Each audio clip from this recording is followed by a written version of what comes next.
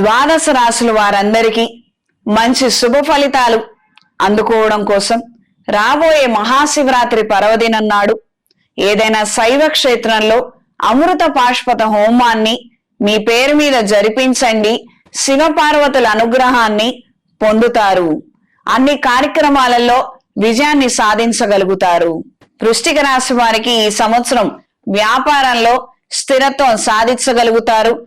వ్యాపార లాభాలు రొటేషన్ల రూపంలో ఉంటాయి. సంఘంలో మీ పేరు మర్యాదలు పెరుగుతాయి. పిల్లల భవిష్యత్తు గురించి అధికంగా ఆలోచిస్తారు. సంతాన సంబంధమైన విషయాలు పురోగతి దిశలో ఉంటాయి. ఉన్న ఉద్యోగంలోనే కొనసాగే ఆలోచనలు పరిస్థితులు ఏర్పడతాయి. నూతన విద్యా అవకాశాలు లభిస్తాయి. దూర ప్రాంతాలకు వెళ్లి విద్యను పొందే అవకాశాన్ని సద్వినియోగపరుచుకోగలుగుతారు. కొత్త స్నేహితులు పరిచయాల ద్వారా సోషల్ సర్కిల్ ని ఇంప్రూవ్ చేసుకోగలుగుతారు. వాణిజ్యపరమైనటువంటి అంశాలు కలిసొస్తాయి. సోషల్ మీడియాకి అంటి ముట్టనట్టుగా ఉంటారు. వ్యక్తిగత అభివృద్ధి రీత్యా తీసుకునే నిర్ణయాలు చేసే ప్రయత్నాలు అన్ని విధాల శ్రేయస్కరం.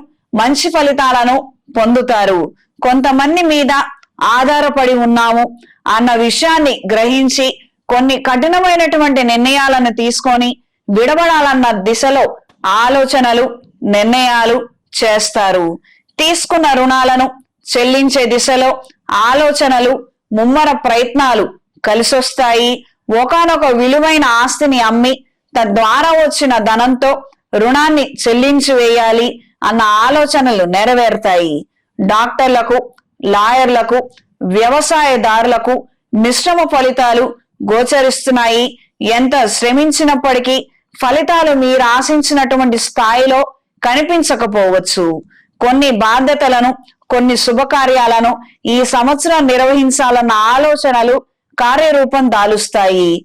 పెంపుడు జంతువుల పట్ల ఆకర్షితులవుతారు. పాత వాహనాన్ని అమ్మివేసి కొత్త వాహనాన్ని కొనుగోలు చేస్తారు. మధ్యవర్తి సంతకాలకి ఖచ్చితంగా దూరంగా ఉండండి.